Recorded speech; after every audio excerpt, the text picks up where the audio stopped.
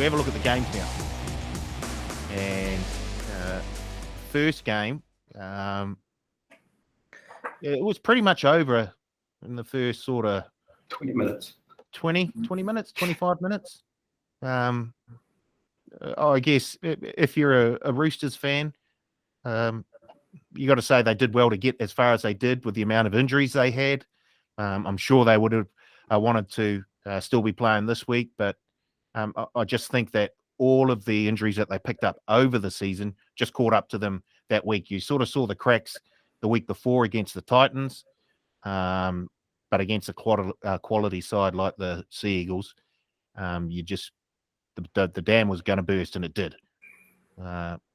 Anything that positive that the Roosters can take out of that match, Blake? I suppose that match and the season. The good thing, poor thing is, I suppose they've got a lot of experience retiring, but the good thing is for over half the year, maybe 3/4 of the year, they got to blood all these young kids who are only going to be better for it come next year, playing semi-final football. But personally for that game, I just think it was over from the kickoff. The Roosters showed their intention by not giving Hargraves the ball to run straight into him. He's ruthless, mate. And for him and them to pass the ball and try and shift off the kickoff, I don't know if they were trying to play, a bit fancy. Touch footy. Yeah, well, to me, it sort of sent the impression that they weren't ready for the battle. And then you look at Manly, they just bloody blitzed them through the middle. And the thing I loved about Turbo this week was he wasn't letting the other players, the halves, set him up.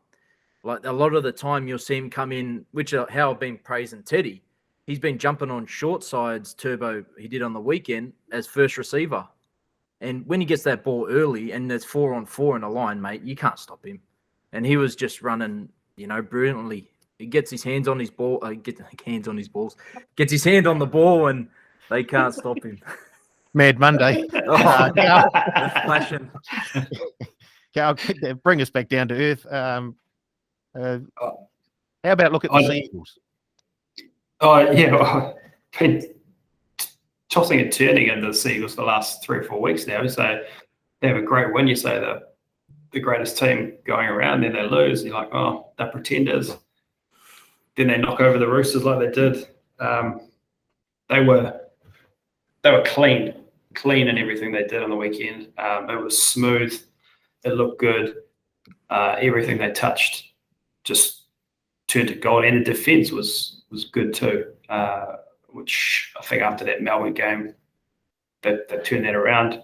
How they'll go this week, I don't know. We'll get to that shortly. But, yeah, just going back to the Roosters, we touched on it earlier in the office, Paul, they just ran out of steam. They've had a hard season, and as you say, blood all these young players and all these injuries, and they looked like it got to them, and they were cooked. Yeah, Fisky, the Roosters have something to look forward to next season. As the boys have said, they've blooded some young players. So there's a wee bit of finals experience with some of those younger boys now. That future looks bright. Yeah, I think so. I think I'm prepared to forgive that performance. Blake mentioned, I think the attitude stunk. I thought it was a bludger of a game from a lot of senior players too. But let's just move on. I think that's just how it played out. I actually did have a look towards next year. They're going to get Keary back, so he'll be fit, raring to go. Big question is, Sam Walker was used sparingly for the last 8 weeks. So is Robbo just trying to bide his time to bring him into grade, or is there something he doesn't like about his game? I'm not sure, but you'd think he'll partner Keary in the halves. You're going to have Suwali maybe taking a spot on the wing or in the centres, and you'd think that Billy Smith might come in and take Josh Morris's spot. So a couple of little maybe upgrades or replacements, so to speak. The pack will largely be unchanged. It just worries me a little bit about dummy half. So probably still without that. Like Verrills is capable. I'm sure the Roosters, being the Roosters, will be looking to maybe shore up strength in that position. But, yeah, a lot of good players like Butcher, both Butchers, I guess, and Marshke, and a few of them that have just come through got the experience, and yeah, we better for the run. I sort of think that Keary's probably a better fit with Walker as opposed to when Keary was out this season. I just think the focus might be taken off Walker more with Keary in the halves, and Walker will be able to sort of express himself a wee bit more.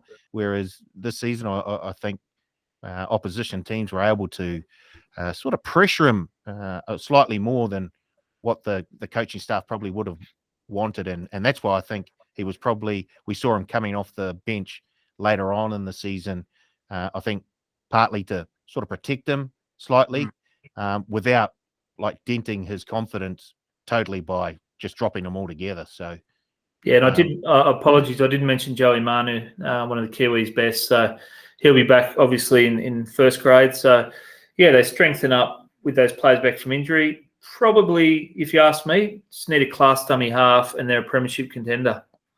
Yeah, I with that side and coming back, and Collins coming back in the front row. Yes, Collins. Yeah, I think they're top four, mate. If they stay healthy, I don't see how they don't make the top four. Righty-ho. The other game was a wee bit closer than that one, and had a few things happen as well. I'm not sure where to start. Can I chime in, Paul? Yes, please. I call the other game a bludgery game. I thought this was the best game of the year. I was spellbound.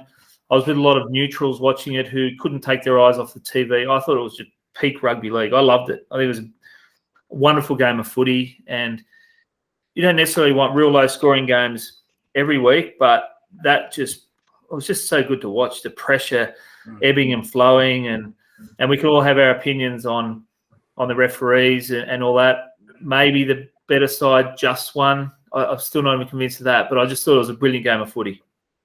Yep. I was actually quite intoxicated watching this game, so I ended up watching it back because I knew it was a great game, and I knew there was a lot of calls, and I just watched it again, and both teams ruined a lot of chances, but it was a great game. Like that's semi-final football, 8-6. You know what I mean? Like the defense. I mean, Penrith, I still thought after all these decisions, I mean, Penrith blew, I think, 2 or 3 tries. So I don't think they're going as bad as I actually thought they were. But yeah, I mean, when I watched it back, I can't agree more, Fisky. I think it's one of the games of the season. The forwards just went at it for 80 minutes. It was unreal. And into the point where Joseph Paulo, I mean, he was just out on his feet, and Ray Stone sort of didn't have the best game, but I mean, yeah, great game of footy. I felt for him. Sorry, Carl. Just to say, Stone, I felt for him. He'll be better for that. And yeah, Paulo and Regan Campbell-Gillard were probably the 2 best players on the field. They were awesome. Carl? Yeah, did you see the game? I watched it with the kids on Sunday afternoon on replay. I was up early playing golf Sunday morning. So, but I like to echo everything the guys were saying. It was an incredible game to watch, glued to the TV. The defense was. What does that take out of you, Blake, playing a game like that? Like the Panthers they'll be wrecked this week, won't they? They would, mate. Especially like the brutality of it. Like you know, you might get it for 40 minutes, or 40 minutes of the whole game. But for 80 minutes, those forwards, the reserve forwards came on and just gave as much as they got. I thought it was, the impact. Storm would have just been sitting back, just coffee, maybe a beer, because they're like, look at these blokes. Yeah. Like, they're matching each other for 80. They would have been cheering for Golden Point too. You could see it in the last play, or not the last play of the game, but the last play of the Eels game there, out of dummy half. That pass to Paulo, I don't think was intended to Paulo. He's got it and just died on the ball, absolutely gassed. Let's go again. Let's just line them up again. Go again. Yeah. Just a question about Stoney. Has he played high-level footy in the 9 jersey? For Parramatta? No, he's played. I think he's played 30 games for first grade, pretty much everyone off the bench, and it's always been like a utility playing in the middle there as a 13. And I actually didn't even know he could play dummy half. So I think he's a makeshift at best. So he's not not a noted dummy half. They had Lussick, who was injured or suspended, and he's actually been picked up by St. Helens. That's what they think of him, and he was injured or unavailable. So their stocks are really thin in that spot. Yeah. They had Nathaniel Roach as well, who played a game this year, and poor bloke got injured again. So, their stocks, like Fisky said, I think it was Reid, Marnie, Lussick, and then Nathaniel Roach, who could have been there, and I think he would have been a difference if he was playing. So, I think Raystone just come in the last couple of games because they've got no one. And you saw that's where I think Bellamy knows 1,000 times more about footy than I do, and he would have noticed when Will Smith was on for Para, he was really creating some inroads around the ruck there, just that speed to go with their big men. And just Harry Grant would have noticed that, and Brandon Smith would have noticed that. It's the mixture that Melbourne have of that brutality with Big Nelson and Christian Welsh, but then also the pace around the ruck as well. So I think Penrith will be up against it this week. Do we mention any of the refereeing decisions? Do we need to go there? As you say, it was a great game of footy anyway. It was a great game. I feel sorry for Brad Arthur as a coach, copping the slack and the season he's copped. Just the abuse he's copped, and they're questioning whether he can coach. And he gets Para. I think it's proven they sort of have turned a corner to put that performance in, and possibly if that player doesn't go down, they do end up winning the game. But that's a lot of what ifs. You can defend with 12, but I just feel sorry for him that they've come out now, and personally, I just would have liked to lift it as a great game. But now the NRL's come out and said that trainer's been sacked for the rest of the season, $25,000 fine, and a couple of other decisions. I mean, you don't need it after a game like that. It's like sticking the knife in a bit to me. It was a grubby act by Penrith. He told the referee, I'm not going to go at the refs because they've got to do what they're told by the trainers. It's a rule.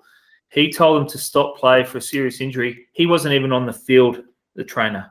He called it from the sideline as he's running on for nothing more than a sprained ankle. It was grubby. And they deserve to have the book thrown at them. It's 25 grand worth of semi-final win. It's probably, to be honest, I would have thought with some of the fines people have got this year, I'd be thinking more than 100 grand. Yeah, and they've done it before as well, which is the bad thing. It's come out that they did it with Kickow, but we probably thought about it at the time, but it's been that long ago. It was the same trainer, same instance, stop play. I think if you're out of the play, and it's not, keep going, play on. Yeah, that's rugby league. I think that the NRL has just created something that coaches and trainers can manipulate. And unless they change it in the off season, I think it's going to keep happening. So probably some tougher penalties next time. Maybe a staggered approach. Your first offence of this type at 25K, your second up to 50, your third up to 100, something like that. Especially if you're a repeat offender. Get the grubs out. One strike, you're gone. Bang. Wow.